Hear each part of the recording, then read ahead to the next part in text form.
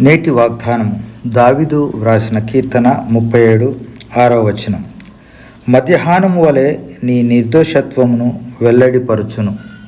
ప్రియమైన దేవుని ప్రజలారా, సంపూర్ణ వాక్యము ఏమై ఉన్నదంటే, ఆయన వెలుగును వలె నీ నీతిని, మధ్యాహ్నమును వలె నీ నిర్దోషత్వమును వెల్లడిపరుచును. ఈ వాక్య భావం ఏమిటంటే, ఈ లోకంలో ఎంతోమంది మనల్ని విమర్శించేవారు ఉంటారు.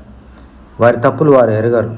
అయితే దేవుడే మనల్ని నిర్దోషులుగా నిలబెడతాడని, మన నిర్దోషత్వాన్ని పగటి వెలుగు వలె ప్రకాశింపజేస్తాడని దీని భావం.